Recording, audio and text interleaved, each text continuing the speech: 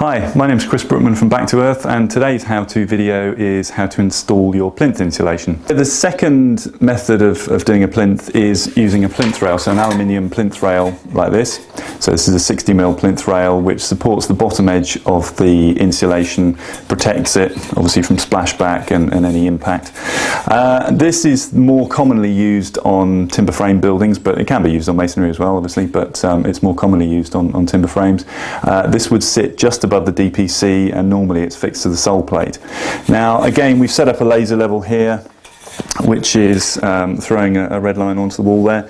That's the easiest way to do it. However, sometimes on timber frames the sole plates aren't perfectly level, and so actually a string line is a better way of doing it. So either or really, whichever, but it's best to follow a long straight line rather than try and put individual pieces on and try and level them up with a spirit level, simply because you tend to get a bit of unevenness which is then transferred into the coursing in the board.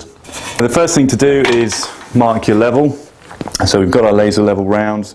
We've marked on our studs in this case, but obviously if you're doing it on a masonry wall, you just simply mark points on the wall as to where exactly it needed to be, and we will start screwing that onto the wall.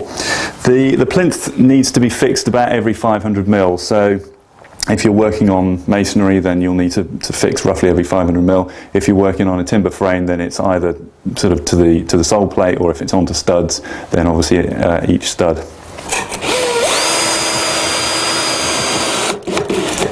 So the first screw can just be put in gently, and then we can offer up the rest of the rail and fix it one by one. They are relatively delicate, so try not to be too brutal with them.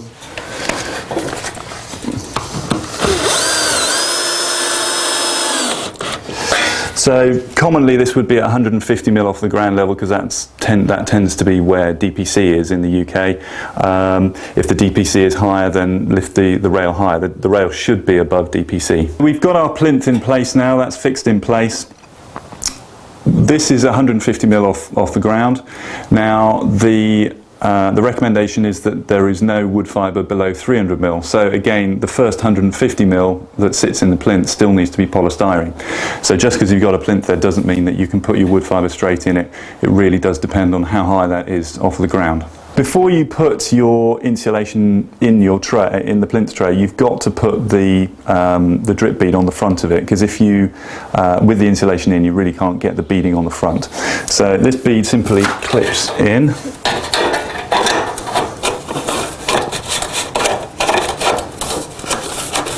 And you just work your way along, sliding it in, like so, and that clips in there nice and snug and gives you a good drip detail, and obviously mesh to actually hold all that together.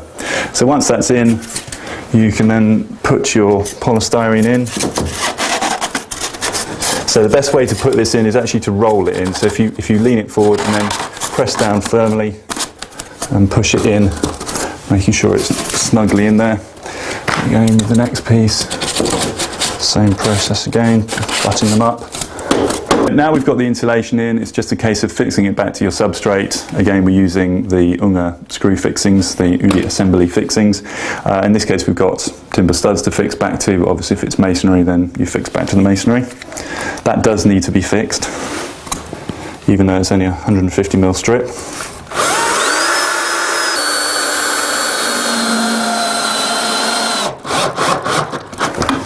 Again, not tightening up the screw too much, just so that it's snug and in position, and remembering to put the cap in there. Try and keep any debris away from the back of this net, back of this mesh, so that once you fix these boards, often it's quite a good idea just to actually tape that up to prevent loads of rubbish falling down behind it. We've got our plinth in, we've got our first layer of insulation in, and we're up to 300mm above ground, so we can now start putting in the rest of the insulation. So in this case we would be putting in wood fibre. The other option is, if you've got this in place, you can then put a thinner layer of insulation underneath this, fixed to your blockwork or whatever is below it, making sure that the DPC is still coming out over the top of it. So it's not a good idea to bridge the DPC, but that insulation can basically come up underneath that insulation rail.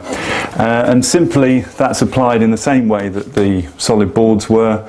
You cut them to the right size, you put the Udi base plinth slurry on the back of them, fix them into place, press them firmly in and move them around, make sure you've got full contact, and then using the masonry fixings actually fix them back to the masonry, and that's it, done. Okay, hope you found that useful.